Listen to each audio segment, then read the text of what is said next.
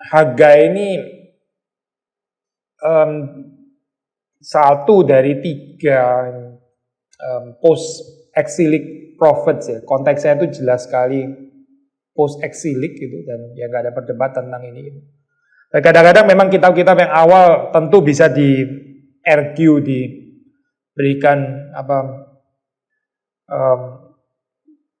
diberikan satu penanggalan yang sangat late gitu ya, sangat-sangat telat gitu ya. Ya ada yang percaya ini juga post exilic dan sebagainya.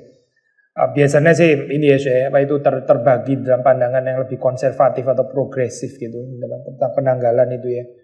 The more progresif biasanya yang pakai later dating, yang lebih konservatif yang lebih earlier dating. Tapi regardless ini semua, waktu kita baca Hagai dan Sakaria Malachi ini jelas memang konsepnya itu definitely post exilic ya memang gitu. Kita bisa melihat concernnya juga concern post exilic, itu berarti orang-orang Israel sudah kembali dari exile, dari pembuangan, terus kemudian masuk di dalam ini ya masa homecoming itu ya, ke tanah yang memang dijanjikan Tuhan. So ini salah satu dari tiga nabi yang terakhir ini ya, konteksnya memang ada di sana gitu. Ya kita tahu sih ada perbedaan ini sih, ada perbedaan kanonisasi mengikuti ala Septuaginta seperti yang kita sekarang, maksudnya dalam bahasa Indonesia dan bahasa Inggris juga gitu. Atau mengikuti kanonisasi ini ya, kanonisasinya Hebrew Bible gitu. Itu kitab terakhirnya kan memang lain gitu. Tapi yang kita ikuti memang di sini mengikuti versi dari ini ya, Septuaginta gitu, which is Hagai, Sakaria, lalu Maleakhi ya, seperti yang juga ada di Alkitab saudara gitu. So seperti biasa kita membicarakan ini ya, basic theological profile gitu, dan ini kitab yang cukup pendek. I think kita bisa baca juga sih ya, meskipun kita nggak akan mengeksposisi satu-satu sih, pasti tidak gitu, tapi since kitabnya ini termasuk kitab yang paling pendek ya, hanya 2 pasal di sini, so kita bisa baca agak cepat ya, atau at least bagian-bagian tertentu gitu. Bagian pertamanya itu kan jelas ya, itu sudah baca kan, ini memang very clear perintah atau ajakan untuk membangun kembali the temple atau bait suci. Jadi ini konteks post exilic itu memang sangat kuat di sini ya.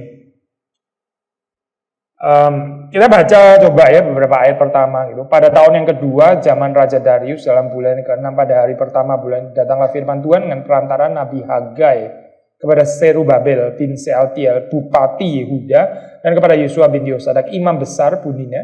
Beginilah firman Tuhan semesta alam, bangsa ini berkata, sekarang belum tiba waktunya untuk membangun kembali rumah Tuhan. Sekarang belum tiba waktunya untuk membangun kembali rumah Tuhan. Maka datanglah firman Tuhan dengan perantaraan Nabi Hagai, bunyinya, apakah sudah tiba waktunya bagi kamu untuk mendiami rumah-rumahmu yang dipapani dengan baik? Sedang rumah ini, maksudnya rumah Tuhan ya maksudnya, rumah ini tetap menjadi reruntuhan. Oleh sebab itu beginilah firman Tuhan semesta alam, perhatikanlah keadaanmu. Kamu menabur banyak tetapi membawa pulang hasil sedikit. Kamu makan tetapi tidak sampai kenyang. Kamu minum tetapi tidak sampai puas. Kamu berpakaian tetapi badanmu tidak sampai panas. Dan orang yang bekerja untuk upah, ya bekerja untuk upah yang ditaruh dalam pundi-pundi yang berlobang. Beginilah firman Tuhan semesta alam, perhatikanlah keadaanmu. Jadi naiklah ke gunung, bawalah kayu dan bangunlah rumah itu. Rumah Tuhan maksudnya ya. Maka aku akan berkenan kepadanya dan akan menyatakan kemuliaanku di situ, firman Tuhan. Kamu mengharapkan banyak tetapi hasilnya sedikit. Dan ketika kamu membawanya ke rumah, aku menghembuskannya. Oleh karena apa? Demikianlah firman Tuhan semesta alam. Oleh karena rumahku yang tetap menjadi reruntuhan, sedang kamu masing-masing sibuk dengan urusan rumahnya sendiri. Itulah sebabnya langit menahan embunnya dan bumi menahan hasilnya. Dan aku memanggil kekeringan datang ke atas negeri, ke atas gunung-gunung, ke atas gandum, ke atas anggur, ke atas minyak, ke atas segala yang dihasilkan tanah, ke atas manusia dan hewan, dan ke atas segala hasil usaha. Saya pikir dalam bagian ini ya, message-nya itu cukup jelas ya kalau sudah membaca gitu ya. Ini gambaran yang sederhana sebetulnya. Ini kan telah kembali gitu ya, kembali dari exile, terus mulai masuk lagi ke tanah. Ya. Lalu apa yang dipikirkan orang? Ya membangun rumah sendiri terlebih dahulu gitu kan ya, bangun rumah sendiri terlebih dahulu. Orang itu nggak peduli dengan rumah Tuhan ya. Orang itu nggak peduli dengan pekerjaan Tuhan. Jadi mereka menghias, membangun rumah mereka sendiri-sendiri sampai ada kalimat ya. Sekarang belum waktunya. Belum waktunya sekarang ya untuk apa? Membangun rumah Tuhan itu belum waktunya. Terus kemudian Tuhan tanya balik. Lalu sudah waktunya untuk mendiami rumah-rumahmu yang dipapani dengan baik. Sedang rumah ini, rumah Tuhan tetap menjadi reruntuhan. So, bahkan di dalam bagian ini ya, Hagai itu menjelaskan kenapa, ya kalau pakai istilah modern gitu ya, mereka ini kurang diberkati gitu ya. Mereka kurang diberkati. Itu ada berbagai macam bahasa ya di sini. Pundi-pundi yang berlobang, apa itu ya, menabur banyak, tapi menuainya membawa pulangnya sedikit. Makan nggak bisa kenyang, ya minum nggak sampai puas, pakaian tapi badan nggak bisa panas dan sebagainya. Ini orang-orang yang nggak diberkati gitu kan ya, sederhana gitu. Kenapa? Kenapa Tuhan seperti menutup berkatnya itu ya? Ya karena orang mengurus rumahnya sendiri-sendiri, karena orang itu sibuk dengan urusan rumahnya sendiri dan tidak memperhatikan rumah Tuhan yang menjadi reruntuhan. Ya. Ini menarik ya, ada teologi seperti ini di dalam kitab suci, di dalam teologi perjanjian lama. Tentu ya, kalau kita pikirkan ini bisa kita discuss gitu ya. Ini ya bisa di-abuse ya pasti gitu ya. Ya, saudara pasti ini bisa di-abuse gitu. Di-abuse oleh gereja-gereja yang serakah gitu misalnya ya. Harus selalu mendahulukan ini apa? Gedung gereja gitu misalnya sampai orang-orang miskin pun juga diperes sampai ada indulgensia apa itu namanya di dalam 500 tahun lalu gitu ya, itu kan urusan bangun gereja gitu ya, bisa saja sih gitu apa, ini ada dasarnya loh ini, Hagai mengajarkan seperti ini kan, memang harus mendahulukan ini kan ya Pak itu, katedral itu kan ya Pak di Roma gitu ya, sudah bisa terusin sendiri lah ini apa fantasinya gitu, ya, ini memang bisa di-abuse gitu ya, ayat seperti ini bisa di-abuse. Di-abuse oleh gereja yang corrupted, gereja yang serakah, gereja yang nggak memperhatikan kesulitan jemaatnya, dan seterusnya, dan seterusnya, dan seterusnya. Tetapi ya, bukan karena ayat-ayat ini bisa di-abuse, terus kemudian jadi kita harus kritikal dengan ayat ini, gitu. Nangkep Pak saya? Ini, ya kecuali kita jadi liberal gitu misalnya, terus kita mencurigai Hagai ini sendiri kayaknya bukan nabi deh kayaknya ini. Ini pemeras kayaknya ini. Ini jangan-jangan sebetulnya bukan Alkitab gitu misalnya. Wah itu lain cerita, kalau sudah kayak gitu ya repot ini gitu. Kita mencurigai ini ya Pak Hagai ini kayaknya ini ngawur ini teologi kayak gini gitu. Ini teologi kapitalisme gitu misalnya gitu ya. Kalau kita sudah tafsir ke sana ya repot ya, kita nggak akan ada tempat lagi gitu. Tapi kalau kita percaya dengan rendah hati ini juga adalah firman Tuhan gitu ya. Ini adalah firman Tuhan dan Hagai memang adalah nabi yang memang diutus oleh Tuhan ya. Itu ada tempatnya, ada waktunya ya. Ini teguran ini benar-benar tepat gitu, di mana orang itu betul-betul nggak mempedulikan rumah Tuhan ya, tapi membangun rumahnya sendiri gitu, urusan rumahnya sendiri gitu. Dan berapa banyak ya orang berpikir seperti ini, kayaknya nggak baru sama sekali lah ya. Saudara dengar di dalam kalimat yang sangat sederhana gitu ya, entar nanti saya belum bisa pelayanan gitu ya, ini anak saya masih kecil gitu, nanti bisnis saya belum stabil, nanti saya lagi masih sakit ya, nanti ini yang sakit nanti kalau lebih baik saya pelayanan dan sebagainya. Dan sakit ini maksud saya bukan sakit dalam pengertian lagi sakit seminggu, 2 minggu atau ya, kalau itu saya understandable gitu ya. Tapi ini keadaan sakit yang sudah terus berkepanjangan gitu ya, bertahun-tahun tapi kayaknya ya saya nggak bisa pelayanan lah gitu. Saya masih sakit, ntar kalau saya sembuh. Anak saya belum gede, income saya belum stabil. Whatever alasan lah saya mengurus urusan rumahnya sendiri-sendiri. Dan akhirnya nggak membangun rumah Tuhan. Of course ya, waktu kita bicara tentang rumah Tuhan, ini kan konteksnya di sana memang ini ya, post eksilik balik ya, ini jelas sekali lah, benar-benar literally rumah Tuhan gitu kan. Bait suci ini memang benar-benar reruntuhan dan perlu dibangun gitu kan ya. Tapi kita tahu kan saya, ini apa, kita sudah sering belajar di sini ya. Ini tempel ini kan ini kan types ya, ini kan menunjuk kepada Yesus Kristus. Sudah tahu kan ya, itu temple, the real bait suci itu kan Yesus Kristus itu kan ya.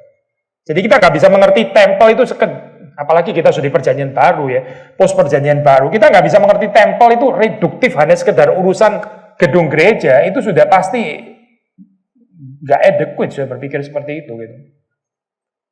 Jadi apa sih ini artinya rumah Tuhan yang mesti dibangun itu apa gitu? Ya bisa memang termasuk gedung gereja, pasti bisa termasuk gitu ya. Nggak harus di-excluded, bisa aja saat tertentu memang betul-betul harus bangun gedung gitu ya, benar gitu. Tapi kalau kita membaca di dalam perspektif ini ya, sampai kepada perjanjian baru dan sebagainya, apalagi kita tahu tempel ini menuju kepada Yesus Kristus, pikiran kita harus lebih luas ya. Apa artinya rumah Tuhan yang reruntuhan itu apa gitu artinya gitu. Saudara bisa nggak coba ini ya Pak, pikirkan gitu, apa artinya kalau rumah Tuhan itu ya, ini kan rumah Tuhan kalau zaman dulu ya benar-benar bangunan ini ya, bangunan apa itu, bait sucinya gitu ya, memang benar-benar runtuh kan waktu mereka terbuang gitu kan ya. Tapi kalau sekarang terus kemudian kita tafsir itu sebenarnya kan menuju kepada Yesus Kristus gitu ya, menuju kepada Yesus Kristus. Terus kemudian kalau rumah Tuhan dalam bentuk reruntuhan itu berarti gimana gitu? Apa itu artinya gitu dalam pengertian kita sekarang gitu? Kalau kita mau lebih daripada ini sih, daripada bangunannya gitu, apa kira-kira gitu? Apa?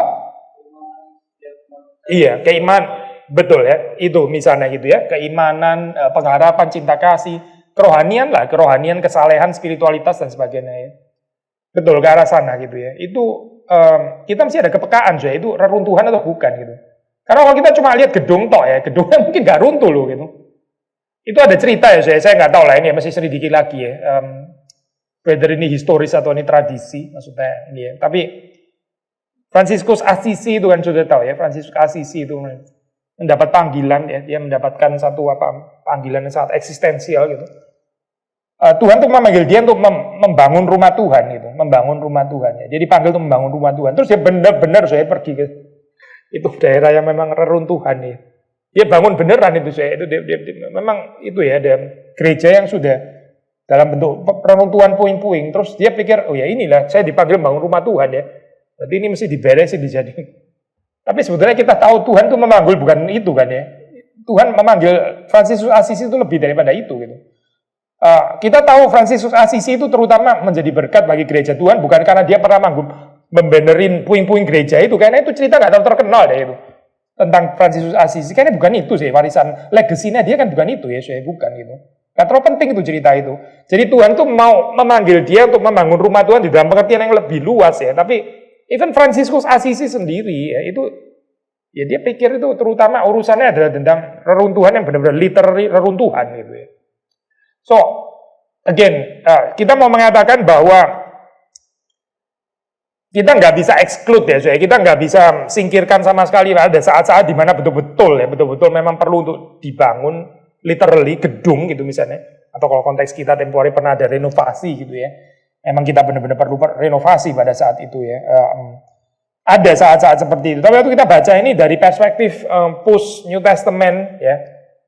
Setelah kita baca New Testament ya, kita mesti melihat lebih dalam ya daripada itu. Apa itu reruntuhan? Gereja yang Kristus nggak diberitakan ya, gereja yang orang nggak jelas gambaran kemuliaan Kristusnya di mana. Itu gereja reruntuhan loh sebetulnya itu. Nggak peduli gedungnya berapa mewahnya atau berapa rapinya dan sebagainya. Tapi kalau yang di dalamnya itu yang diberitakan bukan Kristus gitu ya, Christless. Ajaran-ajaran moral gitu misalnya, wejangan-wejangan gitu ya. How to become a better person gitu ya. Dan seterusnya, sudah sambung sendiri, lisan bisa luar biasa panjang kan ini kan ya. Ya itu reruntuhan sih sebenarnya gitu. Dan orang bisa nggak lihat itu sebagai reruntuhan. Mengapa? Ya balik lagi alasannya. Kalau menurut kitab Hagai, karena orang masing-masing itu sibuk dengan urusan rumahnya sendiri-sendiri. Ini Tuhan itu tahu lah, Tuhan itu tahu ya, kita punya porsi itu Tuhan itu tahu gitu. Tuhan juga bukan Tuhan yang kejam dalam pengertian apa Sebelum kamu ada di gereja, nggak boleh ketemu istrimu dulu atau apa gitu. Ya Tuhan juga bukan gitu lah ya. Ini kan karikatural banget kayak gitu. Semua keluarga harus selalu dikorbankan yang berada di rumah Tuhan gitu misalnya ya, dari Senin sampai Sabtu atau sampai Minggu sekalian gitu. Pasti bukan gambaran religious freak kayak gitu, bukan. Nah, tapi kita tahu saat dimana orang itu betul-betul memang egois gitu. Orang itu bisa khawatir ya tentang tentang keluarganya sendiri, tentang kehidupannya sendiri, tapi benar-benar nggak ada kepedulian dengan rumah Tuhan yang ya menjadi reruntuhan itu. Gitu. So again, despite ayat-ayat ini betul bisa di-abuse oleh gereja yang serakah, katakanlah gitu ya. Gereja yang serakah bisa abuse bagian ini dan sudah terjadi juga anyway gitu. Reformasi itu basically ceritanya itu gitu ya. Meskipun nggak tentu mereka pakai ayat ini sih, tapi kan betul-betul terjadi seperti itu karena kejadiannya gitu ya. Sudah terjadi seperti itu dan mungkin akan terus terjadi gitu. Despite ya, meskipun demikian ya, meskipun hal-hal seperti itu memang sudah terjadi dan mungkin akan terjadi, tapi tetap ya, ini tetap ada tempatnya teguran ini gitu.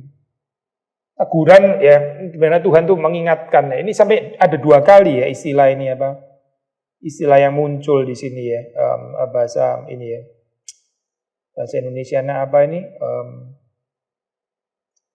Perhatikanlah keadaanmu ya. Perhatikanlah keadaanmu. Ini sampai diulang loh sebagian ini.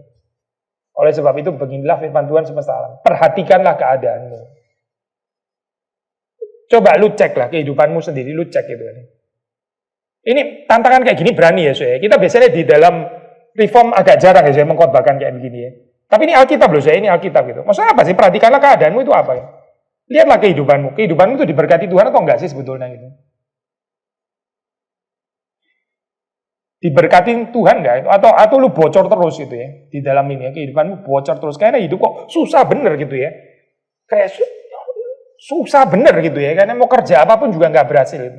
Perhatikanlah keadaanmu, ya itu maksudnya yang perhatiin gitu kan, memang disambung di situ saya kalimatnya kan, kamu menabur banyak tetapi membawa pulang hasil sedikit, bahkan makan pun nggak bisa kenyang, minum juga nggak bisa puas, kamu berpakaian badanmu tetap nggak panas, maksudnya nggak anget gitu ya. Orang bekerja untuk upah, ya bekerja untuk upah yang ditaruh dalam pudi-pudi yang berlobang. Miserable bener ya, kasihan ya orang kayak gini ya. Seperti kayak naas gitu loh, ibaratnya. Kita nggak pakai istilah ini, by the way ya, di dalam teologi Kristen nggak pakai istilah sial gitu kan ya.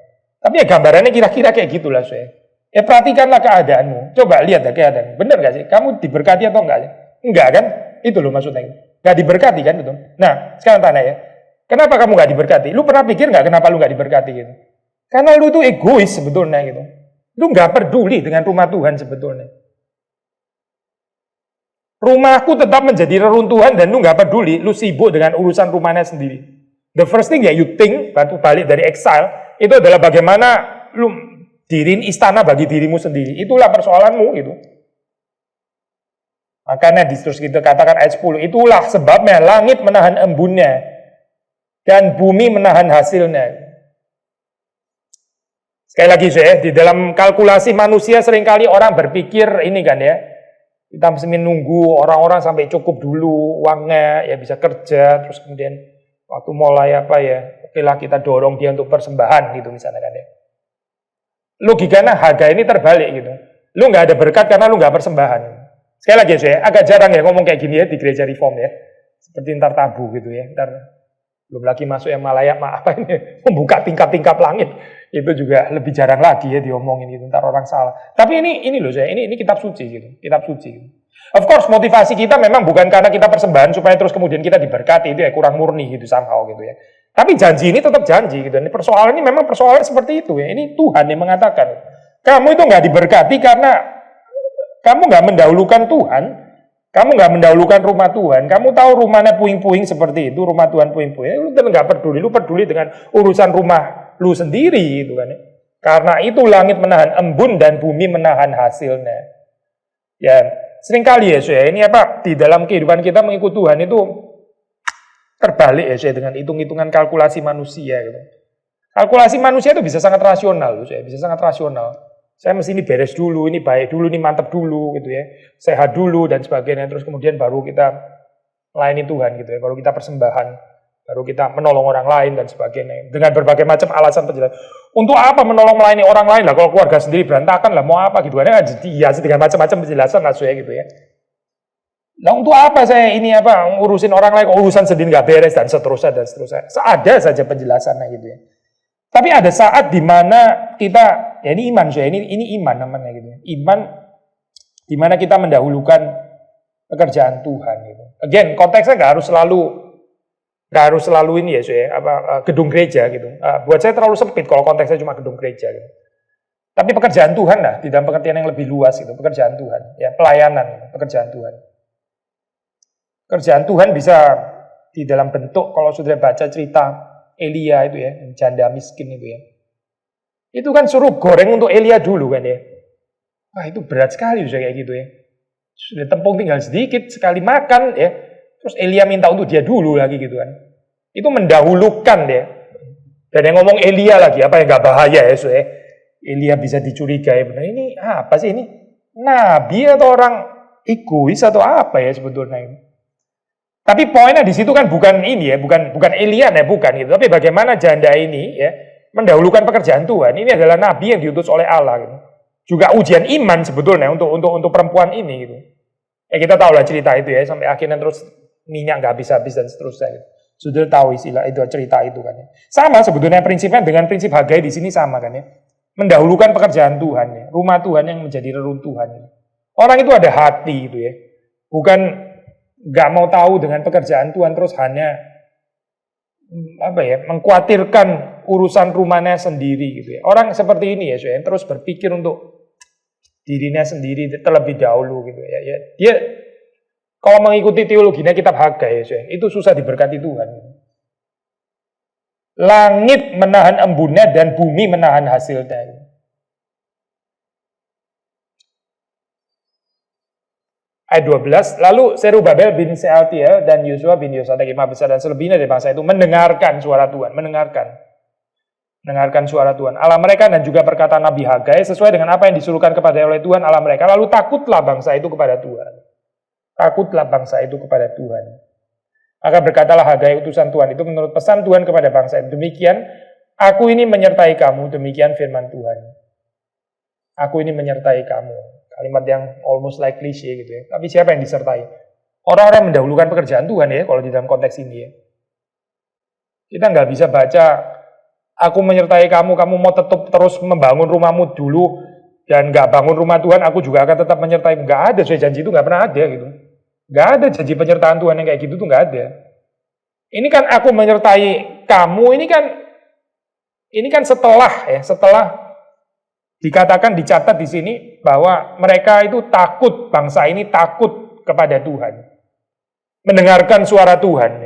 Kan setelah ini ya, gambaran itu. Lalu baru dikatakan, aku ini menyertai kamu. Demikian firman Tuhan. Siapa yang disertai? Ya ini, orang-orang yang berkorban untuk pekerjaan Tuhan ini. Tuhan menggerakkan semangat Serubabel bin Sealtiel, Bupati Yehuda, dan semangat Yosua bin Yosadak, imam besar, dan semangat selebihnya dari bangsa itu. Semangat ya, semangat. Penting juga ya, semangat ini ya. Menggerakkan semangat dalam terjemahan bahasa Inggris. And the Lord stirred up the spirit, membangkitkan ya, atau menggerakkan semangat spirit ya. Jadi ada spirit.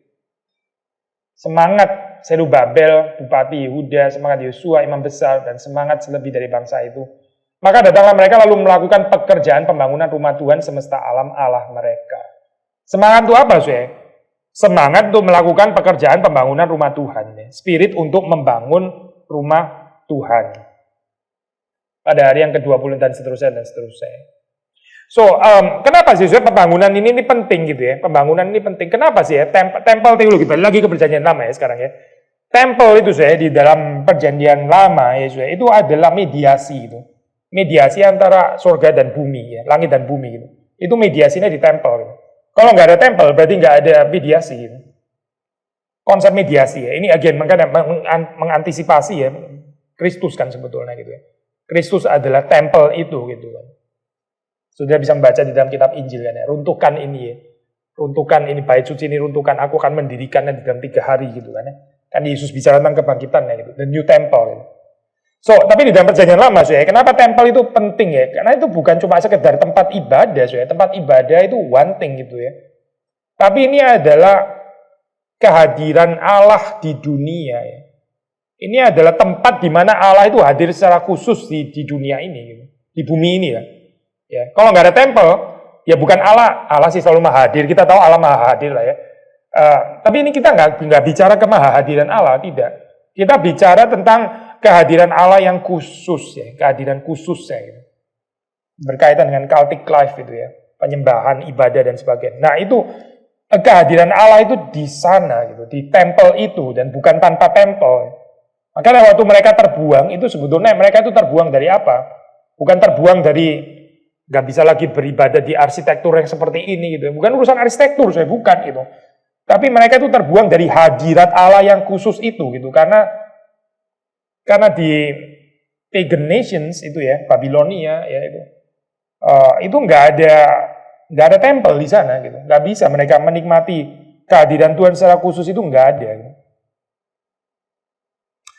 So jadi kepentingan daripada tempel ya atau bait suci itu memang sangat sentral di dalam perjanjian lama ya, karena kalau nggak ada tempel ya berarti itu nggak ada kehadiran Allah ya secara khusus itu. Again, kalau kita lompat lagi ke ini, lompat lagi ke perjanjian baru ya, itu tempel itu, the new temple itu kan Kristus ya sebetulnya gitu. Allah itu hadir di dalam Kristus ya gitu kan ya, di dalam anaknya Yesus Kristus itu ya. Jadi kalau nggak ada Yesus Kristus ya, kalau Christless ya berarti ini masalah ya, ini berarti exile gitu. Ini kan lucu ya, exile itu kan exile dari apa? Terbuang dari apa? Terbuang dari hadirat Allah kan ya, kita sudah ngomong kan ya, karena di sana nggak ada tempel gitu. Berarti terbuang, kenapa disebut terbuang? Karena terbuang dari hadirat Allah. Dan sekarang mereka balik tapi tempel tetap nggak ada. Nah poinnya apa ya? Ini kan tetap exile dong berarti gitu. Mereka ini nggak nangkep gitu, bahwa mereka ini di Bali ini tuh supaya apa? Supaya mereka bisa menikmati lagi kehadiran Allah secara khusus itu loh saya. Itu yang mau diberikan lagi kan ya. Tapi mereka malah asik membangun rumah masing-masing ya, menghias rumah masing-masing. Loh, kok kayak gini di Babilonia aja kali ya? Di Babilonia juga bisa kok sebetulnya untuk melakukan. Mungkin lebih baik kali ini fasilitas saya gitu. Ya oke lah, ada perasaan homesick kali ya, lain gitu. Ini feeling ya saya biasanya tinggal di daerah desa sini, feelingnya lain gitu ya, ada sawah-sawan atau apa. Ya itu urusan kecil gitu ya. Kan bukan itu ya, Tuhan bukan memulangkan mereka untuk memenuhi homesick lewat sawah-sawah yang dulu pada masa kecil, kan bukan itu ya poinnya gitu. Poinnya itu adalah supaya mereka itu bisa menikmati kembali kehadiran Allah secara khusus gitu. Dan di mana? Ya di tempel, tapi tempel nggak dibangun sama mereka. Mereka malah menghiasi rumah-rumah sendiri gitu. So, instead of ini ya saya instead of memikirkan bagaimana mereka pulang terus bekerja, ada uang ya, terus kemudian bisa membangun reruntuhan itu gitu ya. Cara pikirnya Hagai justru terbalik gitu. The fact bahwa tempel ini masih runtuh gitu ya. The fact bahwa tempel ini masih puing-puing ya. Ini menyatakan bahwa bangsa ini masih di dalam penghakiman sebetulnya gitu. Sudah bisa ngikutin saya kira-kira ini. Ini kan orang bisa berpikir saya sudah dipulangkan, ini berarti Tuhan sudah murka, surut penghakimannya ya. Sudah tenang gitu ya. Sudah balik lagi gitu kan. Ini balik berarti Tuhan sudah selesai ya murkanya gitu. Cara pikir Hagai bukan gini. Gitu. Cara pikir Hagai adalah as long as rumah Tuhan ini masih reruntuhan ya. Berarti ini masih penghakiman Tuhan gitu. Ini adalah tandanya bahwa bangsa ini belum dipulihkan gitu. Dan ngejepit ya saya, nangkep gak sih poin ini kayaknya? Ngejepit loh sebetulnya saya teologi seperti ini. Kalau gereja itu masih reruntuhan gitu ya, reruntuhan. Ini berarti menyatakan bahwa murka Tuhan itu belum selesai gitu. Ini masih ada penghakiman gitu. Buktinya apa? Ya buktinya masih reruntuhan. Coba lihat aja masih reruntuhan kan ya. Ini bukan Tuhan yang seperti kayak desperately perlu manusia gitu ya, seperti kayak menunggu gitu ya. Ya oke lah, kamu kalau siap-siap dulu saya bisa ngerti ya kan. Saya Tuhan yang penuh cinta kasih. Silakan beres-beres dulu rumahmu ya. Ntar kalau sudah mulai settled ya, jangan lupa loh ada rumah Tuhan gitu. Bukan itu sih, cara pikirnya bukan itu gitu. As long as ini masih reruntuhan dan orang nggak tertarik untuk membangun, ya berarti ini penghakiman untuk kamu gitu. Karena ini siapa ya sebetulnya perlu siapa gitu ya. Manusia yang perlu kehadiran Tuhan atau Tuhan yang hadir selalu perlu audiens gitu ya. Tuhan sih nggak perlu audiens, pasti nggak perlu gitu. Sebetulnya mereka kan yang lebih perlu kehadiran Tuhan gitu. Tapi mereka sendiri seperti membuang diri mereka meskipun sudah dikembalikan ke tanah perjanjian. Tapi masih tetap reruntuhan. Jadi persoalan ada pada siapa saya sebetulnya gitu ya. So, sekali lagi ya. Cara pikirnya adalah ini ya, dengan tempel ini dibangun ya, dengan pekerjaan Tuhan ini didahulukan ya. Itu akan membuka kemungkinan economic prosperity. Sekali lagi ya, kita jarang ya bahas kayak gini-gini ya di reform. Karena buat kita seperti kan ntar langsung menyeleweng ke teologi kemakmuran gitu ya. Tapi ini ada tempatnya saya di dalam Alkitab gitu, ada tempatnya. Diberkati ya. Ini kan bicara, ini kan memang bicara dalam pengertian literal ya waktu saudara baca tadi ya. Langit menahan embunnya dan bumi menahan hasilnya. Ini bicara apa sih saya? Ya bicara keseratan ekonomis lah, apalagi gitu. Kalau nggak bicara keseratan ekonomis, gitu. Sederhana saja lah bacanya gitu. Nggak usah ditafsir secara alegori, simbolis atau apa. Gitu. Embun kasih karunia, nggak bicara kebun kasih karunia sih. Ini bicara tentang economic prosperity sebenarnya gitu. Yang nggak terjadi, kenapa sih? Ya karena ini. Karena mereka nggak mendahulukan pekerjaan Tuhan. So, jelas ya saya bagian ini ya. Again, meskipun ini bukan, gini saya, kita melihatnya mirip seperti kayak di dalam Matius ya. Matius pasal 6 itu kan dikatakan, carilah dahulu kerajaan Allah dan kebenarannya ya, kebenaran Allah. Ya, terus kemudian maka kan ya, maka itu ya berarti nggak boleh jadi motivasi gitu kan. Maka itu berarti ya akibat gitu kan saya. Kan kata sambungnya nggak pernah pakai supaya ya. Kalau supaya itu jadi motivasi. Carilah dahulu kerajaan Allah. Supaya segala jadi motivasi dong langsung kayak gini kan ya. Tapi nggak pakai supaya loh di situ saya, pakai maka gitu. So, I think kalau kita melihat ini dalam perspektif itu ya, perspektif maka ya, nggak ada persoalan di sini dengan ini ya. Dengan membicarakan ini di dalam termasuk konteks economic prosperity. As long as itu nggak kata sambungnya bukan supaya gitu. Yang menjadi masalah kan kalau jadi supaya gitu kan. Jadi kita sebetulnya bukan betul-betul mau mendahulukan pekerjaan Tuhan, tapi hati kita itu mau kejar mamon yang ditambahkan itu kan, gitu. Maksudnya dalam hal ini ya. By the way, Matius 6 nggak ngomong mamon ya gitu ya. Itu nggak ngomong, itu ngomong kebutuhan ini loh, basic need sebetulnya ya, kalau sudah baca di dalam Matius 6 gitu ya. Bukan bicara tentang kekayaan sih sebenarnya. Good, tapi sekali lagi ya, dengan selesainya dibangun tempel, ya tempel yang didahulukan, rumah Tuhan yang dibangun, ya, itu Tuhan akan memberkati, gitu. Tuhan akan mencukupi ya, kebutuhan dari umat. Tempel itu perlu dibangun, mengapa? Ya, karena bangsa-bangsa itu perlu untuk mengakui, ya, menghargai penguasaan Yahweh yang universal itu. Israel ini bangsa kecil saya, bangsa kecil gitu, nggak comparable banget lah ya dengan Assyria lah, dengan apa ini ya, Babilonia lah, Media Persia, Romawi yang nantar gitu di dalam zaman kitab Injil gitu, nggak comparable banget lah. Ini kan bangsa kecil gitu. Itu Romawi ya, Babilonia, Media Persia ya, itu kan mau menyatakan penguasaan mereka itu universal gitu kan ya. Mau menyatakan penguasaan mereka itu global. Secara politik ya, secara kebesaran political greatness ya, yang nggak bisa saing saya pasti ini ya, Israel gitu, nggak bisa saing lah di dalam ini. Mungkin dulu kali ya di dalam zamannya Daud atau Salomo gitu ya, bisa berbangga dengan nostalgia zaman dulu. Tapi ya setelah exile dan sebagainya ya nggak bisa saing lah gitu, dan juga bukan ke sana anyway gitu. Lalu apa gitu? Ya ini tempel, makanya penting ya. Tempel itu mau menyatakan penguasaan ya dari Yahweh itu yang sifatnya itu universal. Ya, saudara, ini apa? Kitab Daniel gitu ya. Kingdom of God, kerajaan Allah gitu.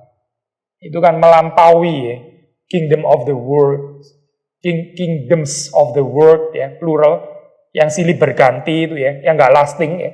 Kingdom of God itu kan yang akan terus ya, yang akan selamanya gitu ya. Kalau sudah baca di dalam Daniel. So, persaingannya gitu, kalau pakai istilah persaingan, bukan secara politikal memang pasti bukan gitu. Ya orang di dalam zamannya Yesus kan salah menilai karena mereka pikir persaingannya politikal gitu kan. Kebesaran ini Davidic Kingdom dan seterusnya gitu. Tapi sebetulnya yang dimaksud di sini adalah penguasaan Yahweh itu ya, melalui tempel ini gitu. Jadi bukan melalui apa ya, kebesaran istana atau kekayaan seperti di dalam zaman Salomo dan sebagainya. Itu semuanya kan types ya, types yang menunjuk kepada Kristus. Gitu. Bahkan tempel pun juga menunjuk kepada Kristus. So, saudara melihat di dalam bagian ini ya, bagian let's say pasal pertamanya gitu ya. Lalu kita coba masuk di dalam pasal yang kedua ya, di sini bicara kemegahan bait suci yang baru. The coming glory of the temple ya, kalau dalam bahasa Inggris ini apa? ESV memberikan judul seperti itu. Mirip ya dengan bahasa Indonesia, kemegahan bait suci yang baru. Pada tahun yang kedua zaman Darius, dalam bulan yang ketujuh pada tanggal 21 bulan itu datanglah firman Tuhan dengan perantara Nabi Hagai bunyinya. Katakanlah kepada Serubabel bin Sealtiel bupati Yehuda dan kepada Yosua bin Yosadak imam besar dan kepada selebihnya dari bangsa itu demikian. Masih adakah di antara kamu yang telah melihat rumah ini dalam kemegahannya semula? Lihat rumah ini dalam kemegahannya semula. Dan bagaimana kamu lihat keadaannya sekarang? Bukankah keadaannya di matamu seperti tidak ada artinya?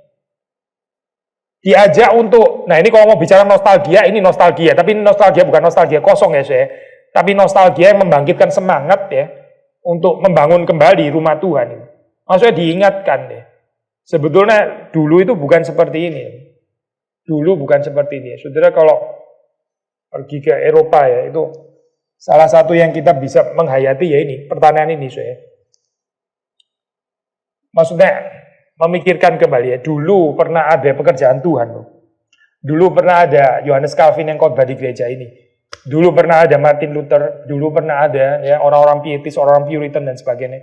Dulu ada pernah pengkhotbah kebangunan rohani dan seterusnya dan seterusnya. Sekarang ya, bagaimana kamu lihat keadaannya sekarang? Bukankah keadaan di matamu seperti tidak ada artinya?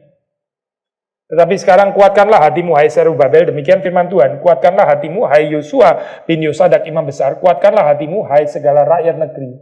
3 kali ya saya, kuatkan hatimu, kuatkan hatimu, kuatkan hatimu. Ya, pertama ini Serubabel, ya, bupati Yehuda itu. Lalu terus kemudian Yosua bin Yosadak imam besar dan rakyat negeri semuanya. Satu-satu ya diadres dengan kuatkan hatimu. Demikian firman Tuhan, bekerjalah sebab aku ini menyertai kamu. Demikian firman Tuhan semesta alam. Sesuai dengan janji yang telah kuikat dengan kamu pada waktu kamu keluar dari Mesir. Dan rohku tetap tinggal di tengah-tengahmu. Janganlah takut. Menarik ya, saya di sini ada ini. Dan tadi saya pakai istilah nostalgia ya. Ini istilah yang bukan istilah teologi lah, of course itu ya. Tapi sudah melihat di sini ya. Ada kontinuitas dengan pekerjaan Tuhan di masa lampau ini. Janji yang telah kuikat dengan kamu pada waktu kamu keluar dari Mesir ya. Ini tradisi Exodus diangkat lagi di sini kan ya. Sebetulnya homecoming dari exile itu kan new Exodus ya. Itu kind of new Exodus. Bukan kind of benar-benar new Exodus sih sebenarnya gitu ya. Itu old Exodus ya zamannya Musa itu. Tapi waktu mereka exile terus balik lagi itu the new Exodus ya. So maka di sini diangkat kembali ya ini tradisi Exodus ya. Kamu pada waktu kamu keluar dari Mesir, rohku tetap tinggal di tengah-tengahmu. Janganlah takut. Sebab beginilah firman Tuhan semesta alam, sedikit waktu lagi maka aku akan menggoncangkan langit dan bumi dan laut dan darat. Aku akan menggoncangkan segala bangsa sehingga barang yang indah-indah kepunyaan segala bangsa datang mengalir, maka aku akan memenuhi rumah ini dengan kemegahan. Firman Tuhan semesta alam. Menarik ya saya, ini bukan cuma dari Israel yang akan mengeluarkan perbendaharaan ya, tapi juga bangsa-bangsa yang lain gitu. Menyatakan apa sih? Menyatakan bahwa ya Tuhan bukan desperately perlu mereka sih gitu. Tuhan punya caranya sendiri ya. Tuhan bisa menggerakkan yang di luar gitu. Tuhan bisa menggerakkan yang bukan mereka ya. Gentiles kan ini sebetulnya kan ya. Barang yang indah kepunyaan segala bangsa akan datang mengalir ya. Mereka kalau sudah membaca di dalam cerita Exile, ya itu kan memang waktu balik kan diperlengkapi dengan resources untuk membangun ini kan ya, membangun bait suci gitu, didukung gitu. Koresh misalnya ya, cerita itu gitu. Dan ini seperti kayak pengulangan dari cerita Exodus di Mesir ya, Saudara ingat kan ya, di Mesir itu waktu orang Israel itu keluar, itu mereka itu orang-orang Mesir itu menyerahkan hartanya kepada mereka gitu. Sudah tahu kan ya cerita itu kan ya. Jadi orang Mesir itu kasih hartanya kepada, memang enggak, saya bukan bilang semuanya sampai orang Mesir bangkrut, bukan itu ya. Tapi itu, ya itu jumlah yang signifikan lah gitu, diserahkan kepada orang Israel. Lalu untuk apa sih? Untuk apa? Kita tahu ya, untuk membangun tabernakel kan sebetulnya gitu kan. Tapi kalau sudah baca di dalam cerita Exodus ya, itu penyelewengannya, akhirnya itu barang-barang itu ya, dipakai untuk bangun lembu emas gitu kan. Maka itu pelanggaran besar sekali. Karena apa? Karena harta ini sebetulnya adalah bukan untuk bangun berhala gitu. Ini bukan untuk berhala. Ini untuk membangun rumah Tuhan sebetulnya gitu. Itu semua dipersiapkan untuk membangun rumah Tuhan. Tapi barang-barang ini dipakai untuk lembu emas gitu kan. Kacau kan saya. Tapi barangnya dari mana? Dari Mesir saya, dari Mesir gitu. Ya tentu ada sebagian dari barang mereka juga pasti gitu ya. Tapi orang Mesir itu memberikan hartanya kepada mereka gitu. Nah ini gini lagi ya saya. Sudah lihat New Exodus, ya patternnya sama lagi.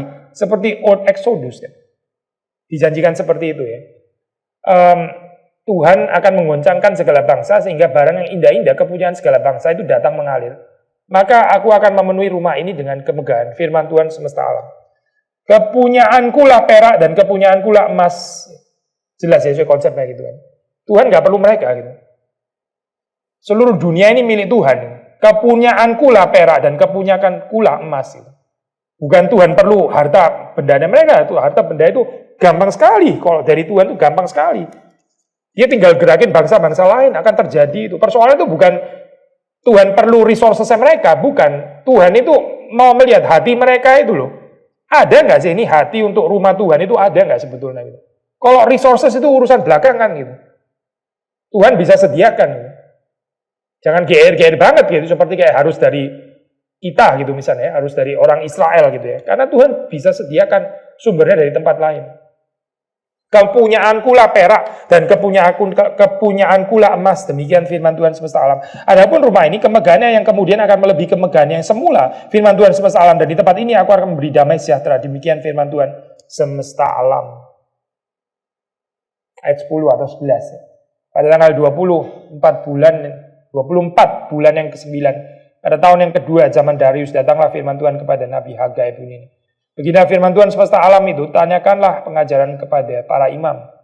Mereka kata seorang membawa daging kudus dalam puncak bajunya. Lalu dengan puncaknya itu, ia menyentuh roti, atau sesuatu masakan, atau anggur, atau minyak, atau sesuatu yang dapat dimakan. Menjadi kuduskah yang disentuh itu? Lalu para imam itu menjawab katanya, tidak. Berkatalah pula Hagai, jika seseorang najis oleh mayat menyentuh semuanya ini, menjadi najiskah yang disentuh itu? Lalu para imam itu menjawab katanya, tentu. Maka berbicaralah Hagai katanya. Begitu juga dengan umat ini dan dengan bangsa ini di hadapanku. Demikian firman Tuhan. Dan dengan segala yang dibuat tangan mereka, dan yang dipersembahkan mereka di sana adalah najis. Ya ini persoalan baru saya diintroduce di sini. Kalau tadi kan persoalan egois itu ya, masing-masing ngurus rumahnya sendiri-sendiri. Nanti sampai di bagian ini ya, sudah mulai masuk kepada mempersembahkan kan sebetulnya. Tapi ini ada isu clean unclean. Ada isu najis ya. Unclean ya. Bukan persembahan yang tahir. Ya. Ada isu kenajisan di sini ya. Kalau bahasa Indonesia di situ di LA diberikan judul pembangunan bait suci terancam oleh ikut sertanya orang-orang najis. Ya. Kalau di dalam bahasa Inggris diberikan judul blessing for a defiled people. Blessing for all defiled people. Perspektifnya agak sedikit berbeda ya. Tapi di dalam perikop bahasa Inggris itu sampai kepada ayat yang ke-19. Jadi kita coba baca ya sampai ini ya. Nah ini kalau di bahasa Indonesia setelah itu najis satu perikop tersendiri, terus perikop lain lagi pembangunan bait suci mendatangkan berkat ya. Nah, memang bicara tentang blessing sih di sini. Tapi kalau ESV langsung jadiin satu perikop yang secara positif disebut sebagai blessing for a defiled people. Kita baca ya 15 sampai 19 atau 20. Maka sekarang perhatikan mulai dari hari ini dan selanjutnya. Sebelum ditaruh orang batu demi batu untuk pembangunan bait Tuhan. Bagaimana keadaanmu? Ketika orang pergi melihat suatu timbunan gandum yang seharusnya sebanyak 20 gantang, hanya ada 10. Dan ketika orang pergi ke tempat pemerasan anggur untuk mencedok 50 takar, hanya ada 20. Aku telah memukul kamu dengan hama dan penyakit gandum dan segala yang dibuat tanganmu dengan hujan batu. Namun kamu tidak berbalik kepadaku. Demikianlah firman Tuhan. Jadi Tuhan bukan nggak memperingati ya, Tuhan sudah memperingati. Ya gini ya saya, gini ini again mungkin agak jarang dibahas juga ya di kita gitu. Tapi poin ini ada loh. Kadang di dalam kehidupan kita ya saya, itu malapetaka ya, seretnya berkat. Itu sebetulnya adalah teguran dari Tuhan ya. Supaya kita itu introspek, lalu kita itu berbalik kepada Tuhan. Tapi kita ini saking ketakutannya kita ini ya, kita orang reform lah let's say ya. Saking ketakutannya dengan apa ya? Konsep hukum tabur tuai gitu ya. Karena memang bisa diselewengkan gitu kan ya. Bisa dijadiin motivasi yang salah gitu kan. Saya memberi supaya diberi gitu misalnya ini. Terus karena ada kecelakaan kayak gini kita buang, kita nggak mau bicara hukum tabur tuai sama sekali gitu ya. Akhirnya kita nggak ada tempat bicara sama sekali dan akhirnya waktu orang sakit lah, waktu orang bangkrut lah, waktu orang seret dan sebagainya, terus di disconnected sama sekali. Ini nggak ada hubungannya sama sekali sama spiritualitas, nggak ada koneksinya sama sekali. Bahaya ya saya konsep kayak gini ya. Memang sih betul ya, ini ya betul. Nggak setiap kali kita sakit pasti itu adalah pukulan Tuhan. Ini sebenarnya kalimat ini ya. Tapi saya pikir bahaya ya kalau orang mengatakan sakit itu pasti nggak ada hubungannya dengan pukulan Tuhan. I think bahaya ya saya konsep kayak gini gitu. Karena kalau sudah baca di dalam Alkitab ya itu ada loh saya tempatnya ya. Keadaan orang itu seret itu karena dia berdosa sebetulnya gitu. Karena ada yang salah di dalam kehidupannya. Karena dia perlu bertobat. Ya ini salah satu contohnya gitu. Kamu seretkan kehidupanmu. Tahu nggak kenapa? Ya karena memang saya nggak memberkati kamu. Kenapa saya nggak memberkati kamu? Soal Tuhan bicara seperti itu. Ya karena kamu nggak mendahulukan rumah Tuhan. Makanya kamu kekurangan terus. So, bagian ini saya jangan dibuang ya. Itu namanya membuang air kotor berserta dengan bayinya. Karena kita saking ketakutannya sama konsep ini ya, Pak itu memberi supaya diberi, terus kita kemudian singkirkan semua ini ya, aspek apa ini ya, consequence teologi gitu ya, atau hukum tabur tua itu ya, kita buang sama sekali ya, itu jadi random banget ya. Semuanya bisa dijelaskan secara naturalistik ya. Kenapa sakit? Ya karena makan salah gitu misalnya. Kenapa sakit? Ya karena kurang tidur gitu misalnya. Semuanya penjelasan naturalistik ini. Nggak ada aspek rohani-rohaninya gitu. Ya, karena kita nggak percaya itu maksudnya. Kenapa ini apa kerja seret gini dan sebagainya? Ya bisa simply lagi seret tuh, nggak ada hubungannya dengan saya berdosa atau nggak ada hubungannya gitu. Padahal kalau sudah baca di dalam bagian Alkitab ya, ada bagian-bagian yang mengajak kita untuk introspeksi ke sana sebetulnya. Tanpa memutlakannya ya, tanpa memutlakannya. So, sekali lagi ya, 18 ya. Aku telah memukul kamu dengan hama dan penyakit gandum dan segala yang dibuat tanganmu dan dengan hujan batu. Namun kamu tidak berbalik kepadaku, demikian firman Tuhan. Perhatikan mulai dari hari ini dan selanjutnya, mulai dari hari yang ke-24 bulan ke-9. Mulai dari hari diletakkannya dasar bait Tuhan, perhatikanlah. Apakah benih masih tinggal tersimpan dalam lumbung? Dan apakah pohon anggur dan pohon aren, pohon delima dan pohon zaitun belum berbuah? Mulai dari hari ini, aku akan memberi berkat. Ini mirip ya seperti yang di dalam ini apa kalimat ujilah aku gitu. Apakah aku tidak akan membuka tingkap-tingkap langit dan memberkati engkau? Mirip kan ya sebetulnya ya, di dalam bahasa yang lain gitu. Mulai dari hari ini aku akan memberkati. Tuhan minta coba lihat, perhatikan. Apakah benih masih tinggal tersimpan dalam? Apakah pohon anggur, pohon ara, pohon delima, pohon zaitun belum berbuah? Mulai dari ini aku akan memberi berkat. Tuhan challenge gitu maksudnya. Lihatlah keadaanmu, lihatlah lagi. Perikop terakhir saya, ini apa 20 atau 21 sampai terakhir. Maka datanglah firman Tuhan untuk kedua kalinya kepada Hagai kepada tanggal 24 bulan itu bunyinya. Katakanlah kepada Zerubabel bupati Yehuda begini, aku akan menggoncangkan langit dan bumi dan akan menunggang balikan takhta raja-raja. Aku akan memunahkan kekuasaan kerajaan bangsa-bangsa dan akan menjungkir balikan kereta dan pengendaranya. Mirip sekali ya, saya bahasanya bahasa Exodus ya ini. Kereta dan pengendaraannya, kuda dan pengendaraannya akan mati rebah masing-masing oleh pedang temannya. Konteksnya tentu bukan Mesir lagi gitu, tapi ini kan bangsa-bangsa yang di dalam masa eksal ya. Assyria, Babilonia, Media Persia, ya. Lalu terus kemudian nanti Romawi gitu kan ya. Pada waktu itu demikian firman Tuhan semesta alam, aku akan mengambil engkau, hai Serubabel bin Sealtiel, hambaku. Demikian firman Tuhan, dan akan menjadikan engkau seperti cincin meterai. Seperti cincin meterai. Sebab engkau lah yang kupilih, demikian firman Tuhan semesta alam. Apa ya kepentingan daripada perikop terakhir ini ya? Nah ini again introduce satu motif yang baru lagi. Tadi yang di restore itu kan ini rebuilding the temple ya. Pembangunan temple itu satu hal, ini nggak bisa digeser. So ini temple teologi itu penting sekali ya untuk kitab Hagai gitu. Tadi kita sudah jelaskan ya. Tapi juga kemudian ada suara kedua, yaitu adalah pentingnya ini ya, Davidic royal line ya. Ini penting untuk Hagai. Jadi bukan cuma temple saya, bukan cuma temple, tapi akan ada monarki ya, yang di restore gitu. Monarki ini, jadi bicara tentang aspek kerajaan sekarang di sini. Nah, in fact sebetulnya kalau sudah baca misalnya bandingkan dengan ini ya, Sakaria misalnya, ini sedikit antisipasi ya, Sakaria gitu.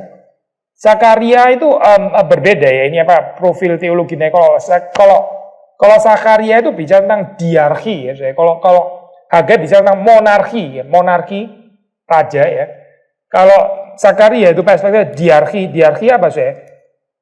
High priest and king ya, high priest and king itu dua-dua itu Sakaria ya.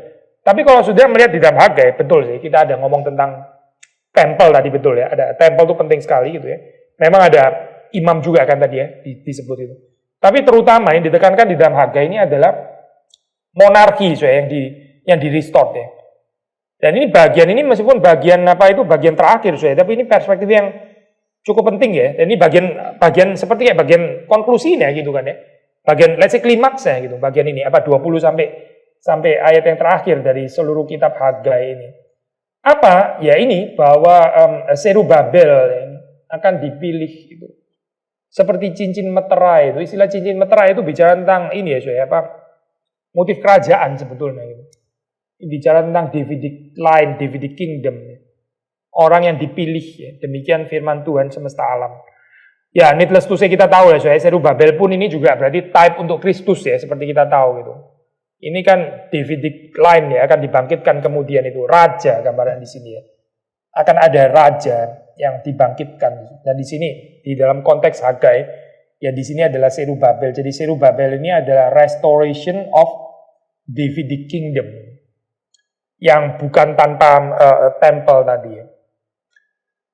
Dan ini apa benturannya adalah dengan tahta raja-raja yang ada di dalam dunia ini kan ya. The kingdoms of the world ya. Lalu itu akan ditunggang balikan dan sebagainya, akan dipunahkan kekuasaan kerajaan bangsa-bangsa dan seterusnya ya. Terus kemudian ada ya ini restoration of Davidic kingdom ya. Kingdom of God sebetulnya ini. Ya, Hagai itu ya, so ya. Ini cuma 2 pasal ya, hopefully kita bisa cover basic theological profile yang penting ya dari kitab Hagai. Dari kitab Hagai yang Bapak jelasin tadi kan, dan juga kalau kita kaitkan dengan sejarah kehidupan umat Israel itu kan memang jelas ya. Jadi ketika mereka tidak mendahulukan kerajaan Allah, tidak diberkati begitu ya. Yeah. Tapi kan ada juga orang yang tidak peduli dengan kerajaan Allah, ya mereka makmur-makmur juga gitu, sehat-sehat juga begitu ya. Nah ini gimana mau mendiscernnya gitu ya? Gak apa-apa juga sih, maksudnya itu kan keluasan hati Allah. Cuma kadang-kadang itu orang yang gak takut akan Tuhan tetap dikasih kekayaan, itu actually kutukan loh ya gitu. Iya betul. Lebih merupakan kutukan, itu ngeri banget kan kehidupannya. Terus mereka makin lama makin rasa secure lagi, makin self-righteous dan sebagainya gitu ya. Itu ya. Ya kalau di dalam mana Mazmur berapa? 73 atau 74? Ya, 73 ya itu ini ya apa? Iya. Mereka sudah ditaruh di jalan-jalan yang licin sebetulnya gitu. Maksudnya kita orang percaya nggak harus terganggu dengan itu ya gitu. So, ini kan perspektif untuk orang percaya aja lah. Apa yang dilakukan Tuhan terhadap orang percaya itu urusannya Tuhan sama mereka lah gitu ya. Ngapain kita juga iri atau insecure atau apa gitu ibaratnya. Which is itu pergumulannya Mazmur ini kan, apa pergumulannya siapa ini? Asaf kan gitu kan ya.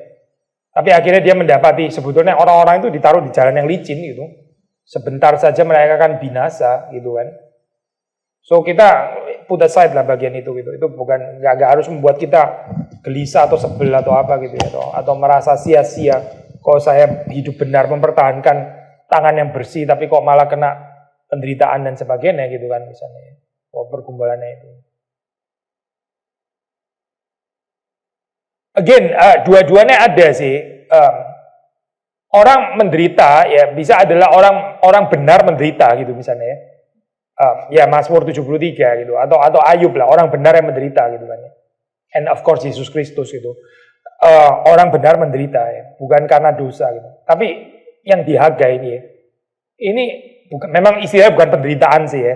Tapi let's say nggak diberkati gitu ya. Seret secara ekonomi, kenapa? Ya karena nggak mendahulukan Tuhan gitu. Maksudnya profil teologi ini nggak bisa dibuang sih gitu. Karena ini berita dari Alkitab ya. Kita tutup dalam doa ya. Tuhan, kami bersyukur kesempatan meskipun relatif singkat kami sudah mempelajari kitab ini. Kami berdoa supaya Tuhan berkati pengenalan kami terus untuk menggali lebih dalam. Dan kami boleh mendapatkan pengenalan akan Tuhan, kehendak Tuhan, keinginan hati Tuhan. Dan kami menjadi orang yang setia seumur hidup